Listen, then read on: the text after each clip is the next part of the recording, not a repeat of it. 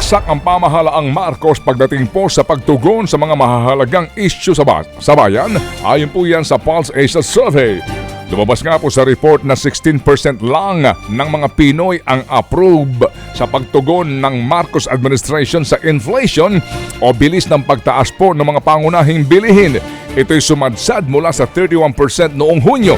Mababa rin po ang nakuhang approval ratings ng pamahalaan ni Pangulong Marcos Jr. pagdating sa pagtugon sa kahirapan, pagtaas ng sahod, paggawa ng trabaho at pagsugpo sa korupsyon.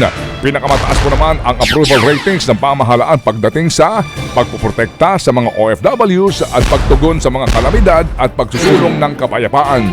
Ginawa po ang survey mula September 10 hanggang 14 sa 1,200 respondents.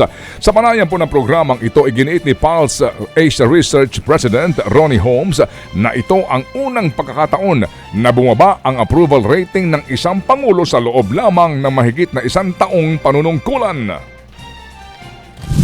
Walang ganyang kalaking pagbagsak, no? Kung iaambing natin kunyari doon sa Yumaong Noynoy Aquino at nakaraan ay kay Rodrigo Duterte, ang paggalaw ng kanilang approval ay parang nasa pagkatapos sa ikalawang taon nilang paninilbihan.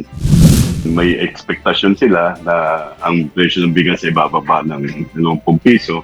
Pero ang humiiral na presyo ay higit sa 40 piso. So parang anong nagawa ng presidente para patuparin yung kanyang pangako. Ted Filon at DJ Chacha ngayon nasa Radyo 5 92.3 News FM Monday to Friday 6 to 10 a.m.